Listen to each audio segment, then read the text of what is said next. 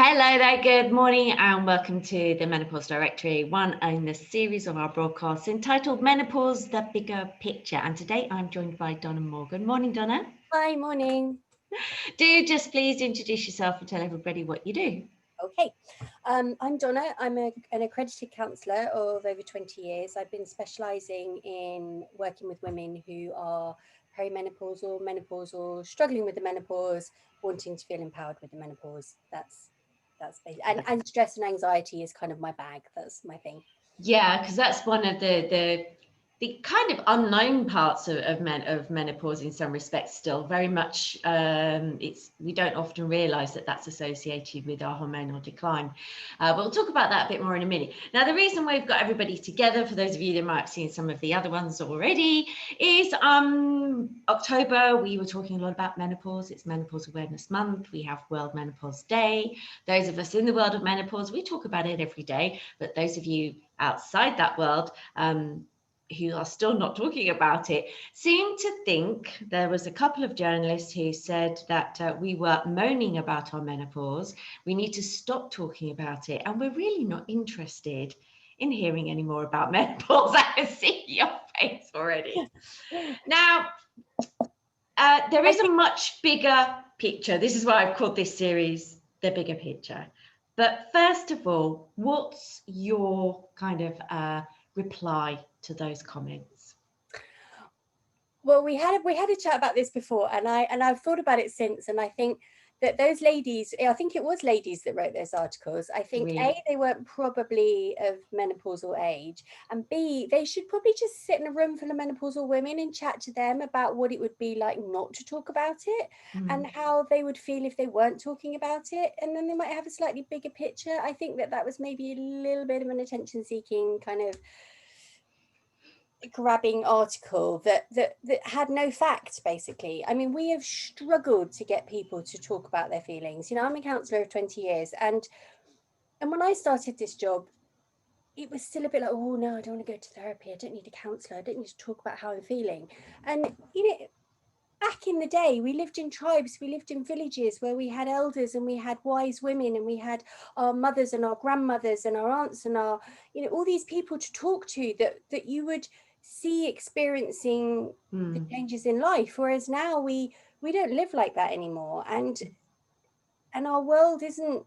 We rely on talking to other people, we rely on our friends, we rely on the media, we rely on all these other things to inform us. And if we're not talking about it, how isolated are we going to feel? How lonely are we going to feel? And how stressed are we going to feel? I mean, that's one of the biggest things for me. I've got this little quote that I pulled off the internet that was saying about your mind, your body and mind are meant to be a whole, and the whole existence is based on a feedback loop. So your body listens to your mind and your mind listens to your body. So therefore awareness is the link. If you don't listen to it, every cell knows when you are unhappy or anxious, and stressed out cells express chemicals. They make their awareness known. Now, what do you think lives in every single cell in a woman's body? Tell me. Estrogen. So if you've got a decline in estrogen, that's going to just send every little cell in your body into chaos. Not to mention, you're going to be firing off all this stress and anxiety and not know why it's happening and feel really out of control. I've had women coming to me thinking that they've got early onset Alzheimer's, at the age of late 30s, early 40s, because their brain fog, their confusion, their inability to cope with stressful situations that they would have coped with one hand tied behind their back previously. So to think about not talking about it is literally because it's the consequences. So for example, you can end up going down the wrong road for treatment or support because you can't manage what you don't understand. And if you don't know the facts about menopause and the mechanics, like you've just said, so we've got this estrogen decline, it's coming downhill. Menopause is not optional. Obviously, it's not a new phenomenon. It's been going on since we were invented. But the way we deal with it is optional. And also the kind of cohort of women that are coming through now, we're a modern woman, aren't we? And we have had all these stresses and strains.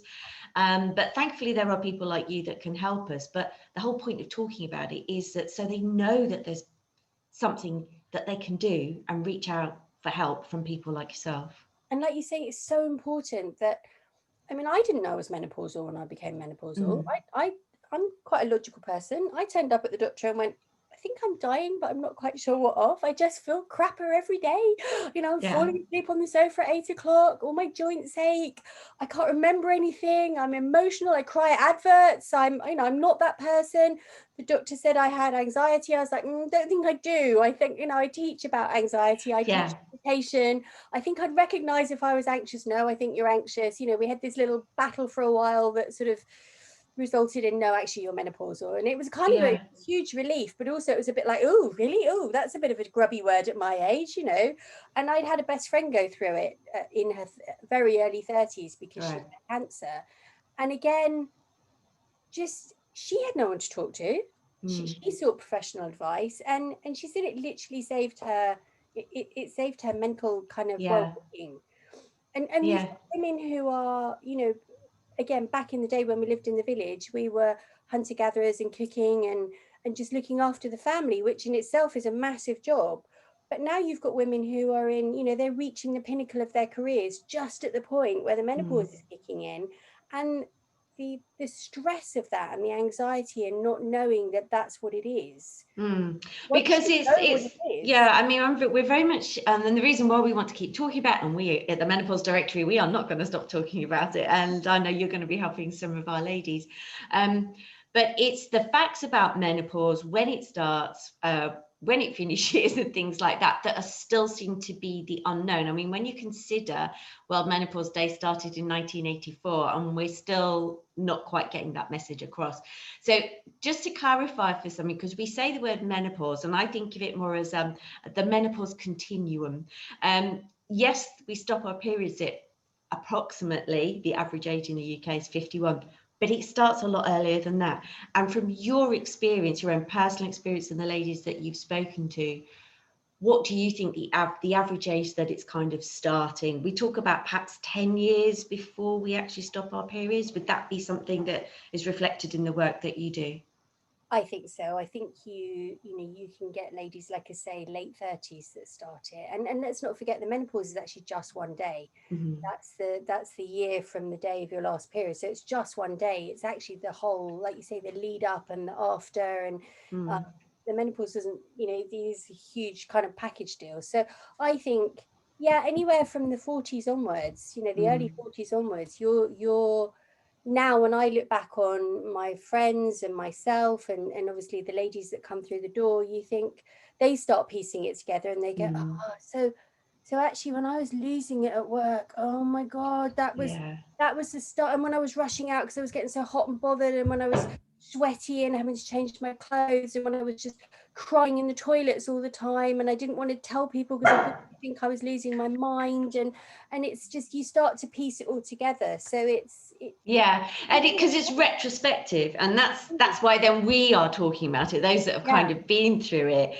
But sadly, I suppose the moaning bit does come from the fact that we generally try to highlight the symptoms, but there's the long-term consequences as well. And in your work as well, I guess it's the relationship impact as well that can that you end up talking about.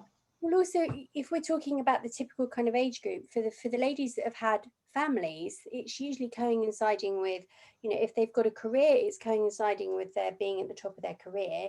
Their children might be leaving home to go to university. Everything's changing physically, mentally. They're lost. I call them the lost years. They're in this sort of place that they don't recognize. They don't recognize their bodies. They don't recognize the way they're thinking.